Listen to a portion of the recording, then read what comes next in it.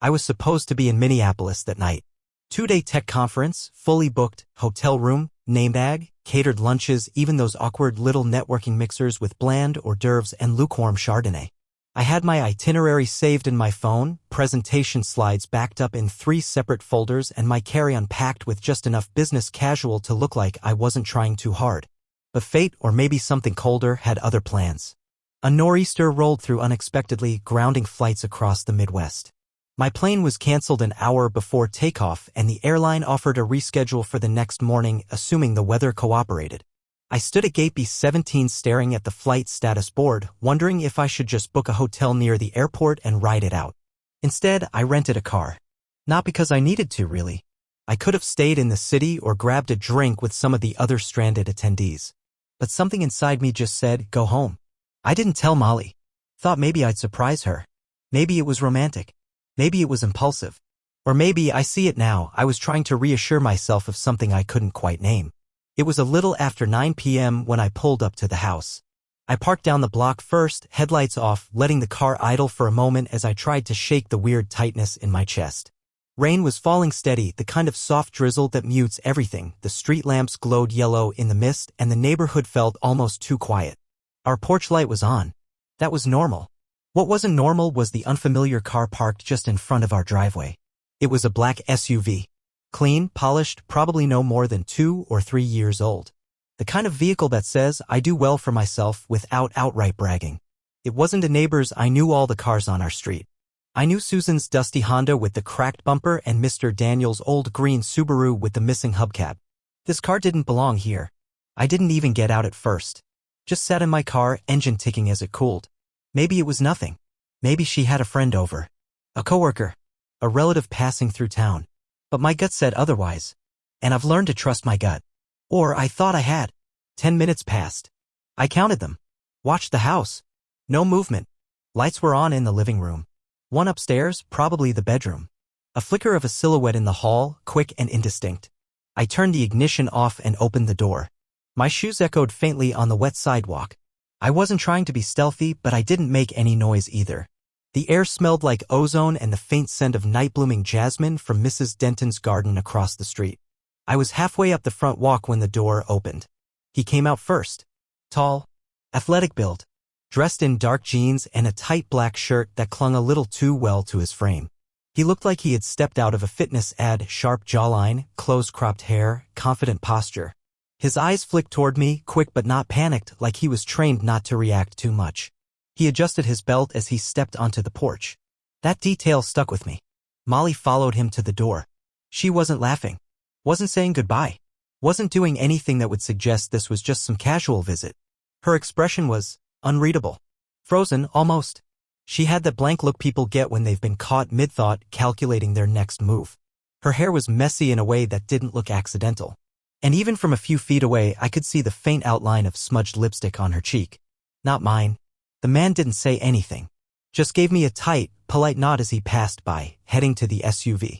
Got in, started it, and pulled away down the block without a second glance. I was still standing at the bottom of the porch steps when Molly finally spoke. Oh, hey, she said, her voice unnaturally bright. You're back early. She stepped outside, arms crossed over her chest, the porch light casting long shadows across her face. Her eyes darted between me and the spot where the SUV had been, then back to me. Her smile didn't reach her eyes. It didn't even reach the corners of her mouth. I thought your flight wasn't until tomorrow, she added. Canceled, I said flatly. She blinked. Oh. We stood there in silence for a moment, the rain whispering on the roof, the world held in some kind of breathless pause.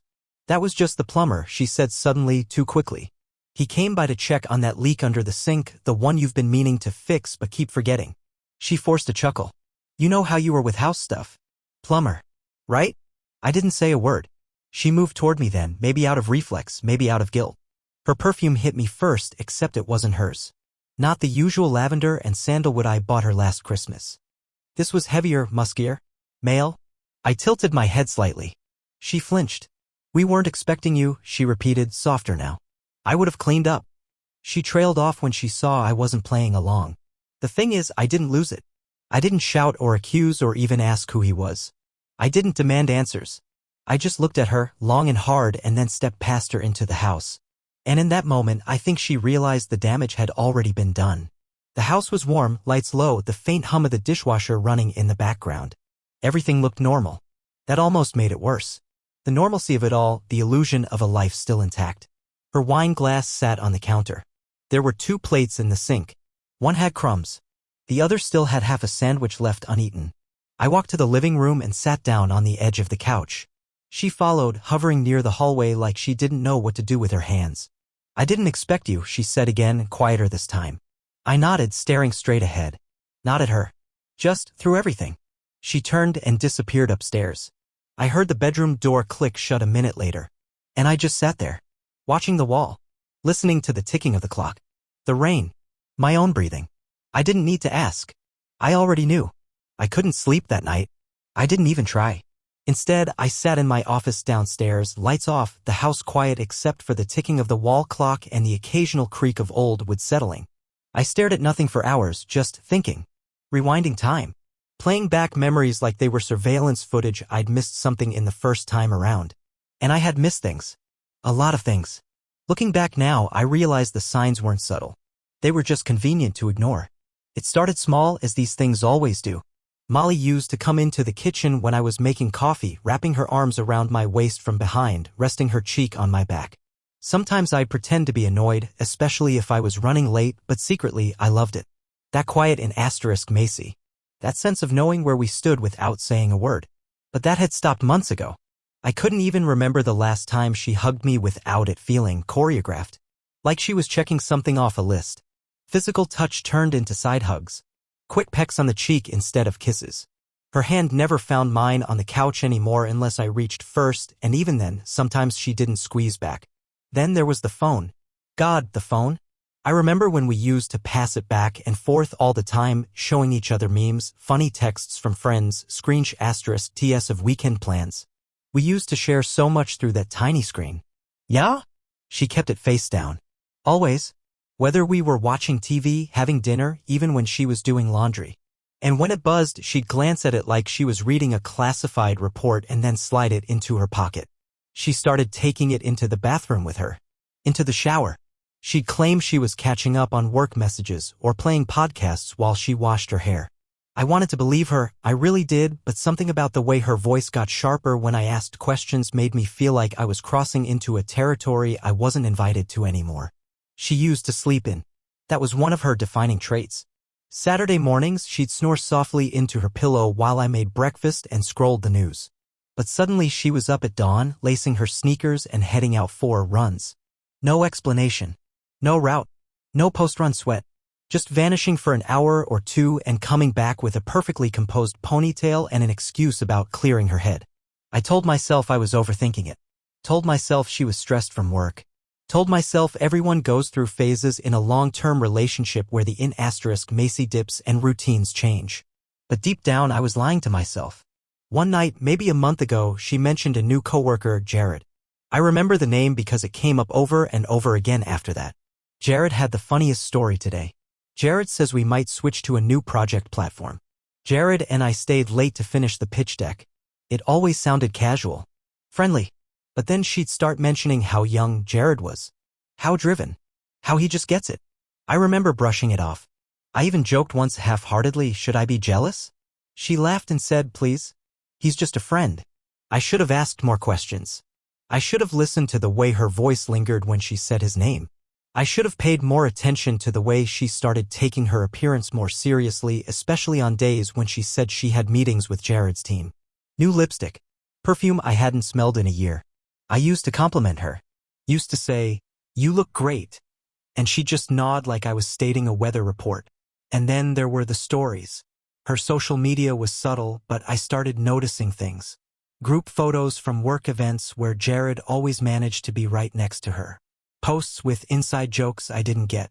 One video showed her laughing, hair thrown back, as someone off camera. Jared, I'd bet anything, said something flirtatious. She never tagged him, but he always commented. Fire emojis. Queen. Hard eyes. And she never deleted them. I didn't say anything. I didn't want to be that guy. The insecure, overbearing husband who treats coworkers like rivals. But something about the way she always brushed him off when I asked just made it worse. Deflection. Dismissiveness. That look that says, "Don't go there," without having to say a word. It got to the point where I felt like a stranger in my own marriage. Like we were two people living parallel lives that only occasionally intersected around dinner and the laundry machine. I still did the things husbands are supposed to do. Took out the trash, asked about her day, brought home takeout when she said she was too tired to cook. And she still went through the motions. Smiled at my jokes, said thank you, laughed at the right moments. But the connection was gone. The spark wasn't just fading. It had been buried under a layer of polite routine. And maybe the worst part was that I accepted it. For a long time. Because it was easier than confronting what I knew in my gut. Because I didn't want to face the possibility that the woman I'd built a life with was slipping away. Not accidentally, but intentionally. I thought back to one night not long before the conference. I had reached over in bed to pull her closer, just trying to feel something, some closeness, even for a moment. And she had stiffened. Not dramatically, not rudely, just enough. Just a pause. A slight withdrawal. And then she mumbled, "I'm tired," and rolled over, her back to me, leaving inches between us that felt like miles. Now, all those moments made a different kind of sense. The distance, the phone habits, the changes in tone, the emotional unavailability masked as being busy, the running, the mornings alone. Jared. I wasn't crazy. I wasn't paranoid. I was just late. Late to see what had already started months ago. Late to realize that Molly had been detaching. Not drifting, not struggling, but planning. And somehow that realization was more crushing than anything else. Because it meant it wasn't a mistake. It wasn't a phase. It wasn't something that happened in a moment of weakness. It was systematic, deliberate, and maybe I had let it happen. I leaned back in my chair, rubbed my eyes until the skin around them ached, and stared at the ceiling like it might offer me answers. But the truth was already obvious. She wasn't running to clear her head. She was running away. A week went by. 7 days of pretending I didn't see what I saw. Pretending I didn't smell cologne that wasn't mine. Pretending that the silence between us at dinner wasn't a gaping wound disguised as small talk. Molly didn't bring up that night. Not once. She acted like nothing had happened. Like I hadn't come home early and caught a man leaving our house. Her version of reality remained untouched. She joked about a new series she wanted to binge, complained about traffic on the 101, asked if we needed more almond milk. The mundane routines of marriage continued like performance art, and I let it. I nodded. I responded. I cleaned the dishes and folded laundry and went to work and came home and didn't say a damn word. Because I wasn't ready. Because saying something would make it real, and real meant I couldn't pretend anymore. It meant looking her in the eye and calling it what it was. But that illusion shattered on a Thursday night. She had told me in the morning that she wouldn't be home for dinner. Her firm was hosting some kind of post-project gathering, and everyone would be there. No specifics, no location mentioned, just vague gestures toward professionalism and obligation. I didn't question it out loud, but internally, I filed it under the same category as the early morning runs and face-down phones. Convenient opacity. I had no intention of checking up on her. I didn't want to be that guy, the one who stalks his own wife, who becomes a character in the cautionary tales he once pitted. But around 10:40 p.m., my phone buzzed. It was a message from Emmett, a mutual acquaintance. Someone we both knew through work circles and occasional barbecues. Not a close friend, but not distant either. I hadn't spoken to him in months, which is why his name lighting up my screen felt odd. The message was short. "Hey man, not sure if this is something you want to see, but I thought you should." Attached was a photo. I stared at the thumbnail for a full 30 seconds before I opened it. There she was, Molly, dressed in a wine-colored cocktail dress I hadn't seen before. She looked radiant. Hair curled, lipstick perfect, her whole presence glowing like someone on a date, not a networking mixer. She was sitting on a couch in what looked like a private lounge, drink in hand. Next to her, with his arm draped around the back of the seat and part of her shoulder, was Jared. He was smiling. She was laughing, her body turned slightly toward him as if the world beyond that couch didn't exist. His hand unmistakably rested on her upper thigh. Not casually. Not ambiguously. They weren't surrounded by colleagues.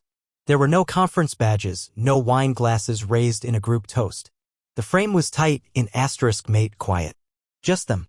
And it was clear they weren't hiding. The caption from Emmett followed a moment later. Saw them at the Emerson downtown. Not my place to judge, but figured you should know. She told people she was single. I don't remember how long I sat there staring at the screen. Long enough that the coffee in my mug went cold. Long enough that the sounds outside, traffic, wind, the occasional bark of a neighbor's dog faded into a background hum I couldn't focus on. It wasn't suspicion anymore. It wasn't gut instinct or dots I was connecting.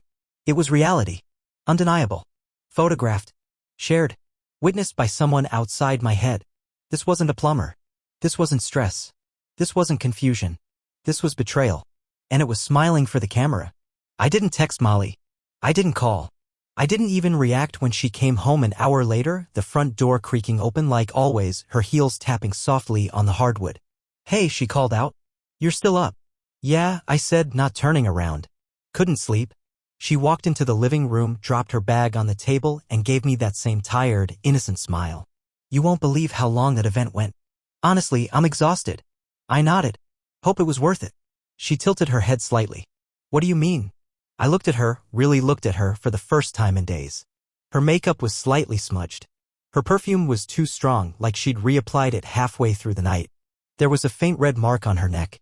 Not quite a bruise. Not quite nothing. You tell me, I said. Her smile faltered for half a second. Then she turned away, heading for the stairs. I'm gonna shower. Long day. Sure. She didn't see the phone in my hand. She didn't see the photo still open on the screen. She didn't know that the truth was no longer hidden. It had been delivered, unprompted, from someone who had no reason to lie. Someone who owed me nothing and gave me everything. And as she walked away, humming softly to herself like she'd just closed a perfect evening, I realized something that gutted me more than the photo did. She didn't feel guilty. She didn't flinch. Didn't hesitate. Didn't offer a single crack in the narrative she'd been feeding me. She was deep into whatever this was with Jared. Comfortable enough to lie without blinking. Confident enough to assume I'd never know. Or worse, that I wouldn't do anything even if I did. That's when something inside me shifted. Up until that point, I had been stuck in limbo. Trapped between knowing and knowing. Living in the gray, clinging to what-ifs and maybe-nots. But that moment, that picture, that lie on top of a lie snapped me out of it. I was done being quiet. I was done giving her the benefit of the doubt. I was done pretending this was fixable. I turned off my phone, placed it face down on the coffee table, a deliberate echo of how she always did it, and sat there in the dark for a long while, listening to the water running upstairs. I imagined her wiping off her makeup, washing off Jared's cologne, stepping back into her bedroom like nothing happened. But now I had the truth. Unfiltered. Unforgiving. And once you have that kind of truth, there's no going back. There's only forward. The next morning, she was singing. I sat at the kitchen table, unmoving, hands wrapped around a mug I hadn't sipped from. And she, Molly, was in front of the sink, humming along to some indie folk playlist on low volume, dancing a little, barefoot. Like nothing happened. Like we were still us. She made toast. With strawberry jam. My favorite. She cracked a joke about the weather, poured me a glass of orange juice without asking. Then she asked what I had planned for the day, and I realized she wasn't just pretending. She was committed. This wasn't guilt-fueled overcompensation. This was performance. I didn't respond. Just stared at her. She finally paused, glanced my way, her smile dipping for a split second. Everything okay? Yeah, I lied, because what else do you say when you've seen the photo, read the messages, smelled another man on your wife's skin, and she still has the audacity to act like your world hasn't just split open? She shrugged and went back to her toast. The thing about Molly is, she's always been organized. Even in chaos. Maybe especially in chaos. Her drawers were labeled. Her browser bookmarks were categorized. She once made a spreadsheet comparing travel credit cards. For fun. It's who she is. And it's what gave her away. When she left for work. Dressed sharp. In a blazer she hadn't worn in months. I waited 10 minutes. Then I went to the closet. The one in the guest room. The one we never really used. Where we stuffed old boxes and junk from our last move. That's where her old laptop was. She'd bought a new one over a year ago, but never got around to wiping the old one clean. It still had the sticker of a cartoon coffee cup on the lid, half peeled off. I brought it to the dining table, plugged it in, and waited. The screen flickered to life after a minute, and to my surprise, she hadn't changed the password. Same one she always used. I didn't know what I was looking for exactly. Not really. I just had this feeling, this certainty, that if she could lie with such ease, she wouldn't be dumb enough to put something obvious in her current inbox. But the past? The old files? That's where real people forget to clean up. I scanned the desktop first. Nothing. Then documents. And that's where I found it. A folder named Form Health. Looked innocent. Boring even. Maybe old insurance forms or diet logs. But when I opened it, buried 3 files deep, I found a document titled exit_step_step to docs. My throat dried instantly. I clicked. It opened fast, as if it had been accessed recently. I started reading. It wasn't a journal. It wasn't a breakup letter. It was a blueprint. Precise, clinical guide to leaving me. Divided into 3 phases. Each one with bullet points, timelines, benchmarks. Phase 1. Emotional shift. Reduce physical contact. Create natural distance through work stress. Begin framing personal time as mental health maintenance. Start running routine, claim clarity, release. Encourage independence language. I need to do this for me. Phase 2. Support reallocation. Shift emotional needs to Jared. Start sharing stories that center him. Increase time with colleagues. Emphasis. Use group context. Avoid making future-oriented plans with me. Keep phone locked. Delete message history weekly. Phase 3. Soft landing. Introduce feeling disconnected language. Initiate couples therapy only if needed to preserve narrative. Build social proof of transformation. Post more show activity. Prepare living exit plan. Rentals/bank logistics noted. Final note. Exit clean. Quiet. Maintain image. No guilt. Couldn't breathe. It wasn't just the content. It was the tone. Cold. Strategic.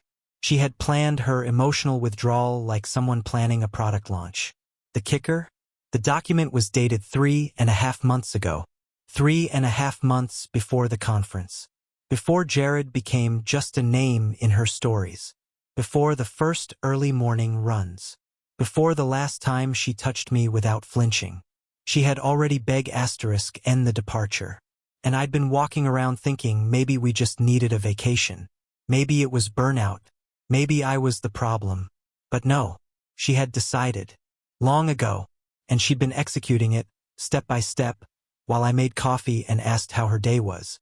I closed the file. I didn't delete it. I didn't move it. I just stared at the screen, watching the blinking cursor next to the word exit. And all I could think was, she had turned our marriage into a spreadsheet, our memories into milestones, our life into a controlled demolition. When people talk about betrayal, they usually picture the moment, the kiss, the hotel, the lie. But what hit me harder than any of that was this document. This sterile, heartless plan that proved none of it was impulsive. It wasn't some passionate mistake. It was systematic. She had reduced love into logistics. I went to the fridge, pulled out a bottle of water, drank half of it without breathing. I felt sick, physically ill, like my stomach was rejecting the reality of what I had just read. And the worst part? She still had the nerve to joke over toast. She still had the nerve to kiss my cheek on the way out the door.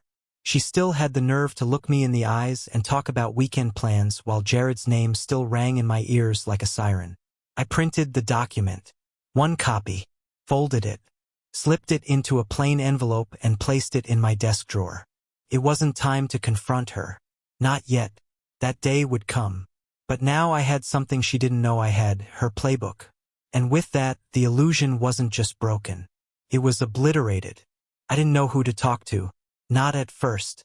You can't exactly call up a friend and say, "Hey, my wife wrote a 5-page exit strategy for leaving me.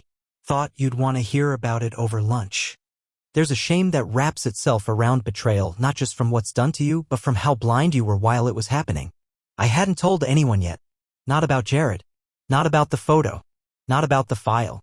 It all sat heavy in my chest, burning a hole through my ribs like acid. And I knew if I didn't say it out loud soon, I was going to lose my grip. So I called Alex. Molly's brother. We weren't close, never had been, but we'd always been friendly. The kind of in-law relationship built on football games and holiday dinners, the occasional text about car repairs or whatever new gadget he was obsessed with. He lived about an hour away, ran a little tech startup. Always wore hoodies even in summer. He picked up on the second ring. "Hey man," he said. "Everything okay?" There was something in his voice, like he already knew something was wrong. "I need to talk," I said. "In person." He didn't ask questions. Just said, "Come by." It was Saturday when I drove out to his place. I brought the envelope with the file inside, Molly's plan, still folded neatly like some kind of psychological time bomb. The whole drive there, I rehearsed what I'd say. How I'd explain what I'd found. But when I got there, all I did was hand him the envelope. He opened it slowly, like he already suspected it wasn't going to be good. I watched his eyes scan the first page. Then the second. By the time he got to the last bullet point, maintain image. Exit quietly. No guilt. He let out a long, slow breath and said nothing for almost a full minute. Then finally, damn. He leaned back in his chair, hand over his mouth, the file still open on his lap. I waited. Then he said something that knocked the wind out of me. "She did this to Nathan too." It took a second to register. "Nathan?" "Her ex." Alex nodded, staring at the floor. "Yeah. Same patterns. Different language, maybe, but the same moves." I didn't see it at the time, not clearly. But now.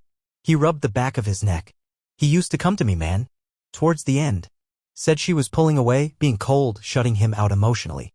Stopped sleeping in the same bed, started finding herself. He said it felt like living with a ghost who still made coffee and smiled but wasn't there." I swallowed hard. That sounded familiar. Alex went on. "I figured it was just relationship stuff, you know? Growing apart, normal friction. I mean, people break up. It happens. But I remember one night, Nathan came over for beers right before they split. He looked wrecked. Told me Molly had started dropping names of this guy at work. Some guy who was just a friend. Sounded suspiciously like your Jared, honestly." I sat still, feeling something cold creep down my spine. "He didn't have proof," Alex said, "just gut feelings. Same as you." And when he asked her about it, she gaslit the hell out of him. Made him feel like he was insecure, controlling. Classic reverse psychology. He walked away thinking he was the problem. I shook my head, the pieces clicking together like puzzle edges I hadn't known were connected. "And you didn't say anything?" He looked up, then guilty, maybe. Maybe just regretful. "I didn't think it was my place. She's my sister, man. I didn't want to believe she could do that. And by the time I started to, it was too late. They were done." Nathan didn't even fight. He just ghosted. Changed his number. Moved out. Told me not to reach out. I leaned forward, elbows on my knees, staring at the floor. "She planned this, Alex," I said quietly. She wrote it down. She literally mapped out how to emotionally detach from me without guilt. Like it was a project brief. He nodded slowly, absorbing it all. "It doesn't surprise me as much as I wish it did." There was a beat of silence. Then he asked, "What are you going to do?" I didn't have an answer. Because part of me still hoped I was wrong. That maybe she was confused or stuck in a spiral or caught between what we had and whatever Jared was offering. That maybe this was a phase. Maybe it wasn't who she really was. But now I had confirmation. A pattern. A past. This wasn't a one-time mistake. It was a method. And I was just the latest chapter. "I don't know yet," I said. Alex nodded again like he understood. "For what it's worth." "I'm sorry, man. I should have warned you. But if you ever need someone in your corner, someone who sees her without the filters, I'm here." And that was maybe the only comforting thing I'd heard in weeks. We sat there for a while longer, not saying much. Just drinking cheap coffee and watching the rain roll down his kitchen window. Two guys trying to make sense of someone who had rewritten the rules of connection to suit her exit. Before I left, Alex walked me to the door. "Whatever you decide," he said, "don't let her control the narrative. She's good at that. Too good." I nodded. Because that's what she was doing, wasn't it? Smiling in public, posting gym selfies with new beginnings in the caption, tagging influencers about self-love and journaling techniques. Constructing a version of herself that looked brave, evolved, glowing. Meanwhile, I was the guy at home, holding the wreckage she left behind. But not for much longer. I didn't scream. I didn't beg. I documented. Over 3 nights, I compiled everything: Emmett's message, the photo, her exit file, GPS data from her runs, tagged photos with Jared, her new bank charges. I put it all in a shared drive and sent it out. Her parents, her closest friends, her old mentor, even a couple coworkers I'd met at parties, the ones who used to say, "You're so lucky to have her." I added one line: "If you ever wondered what really happened, here it is." A day later, she posted a gym selfie. Caption: "New phase. Healing. Growth." Jared commented, "Proud of your choice, Rehart." I didn't say a word. I just posted the photo of her with his hand on her thigh and tagged her. Her account vanished within an hour. Facebook gone. Pinterest wiped. The curated version of her life collapsed. All that remained was silence. When she came home, there was no confrontation. No shouting. She just didn't perform anymore. We sat across from each other like two actors after the final scene. The next week we met with a mediator. She said words like different values and personal growth. When it was my turn, I said simply, she didn't leave. She erased me. She didn't argue. 2 days later, I came home to a folder on the kitchen counter. Letters. Flowery metaphors. Seasons. Self-discovery. But no apology. Not once did she say sorry. I moved to New Hampshire a month later. Bought a small house near the water. And for the first time in years, I didn't wake up wondering if I was enough. Because now I knew I wasn't clinging to her. I was clinging to a ghost. And she was already gone.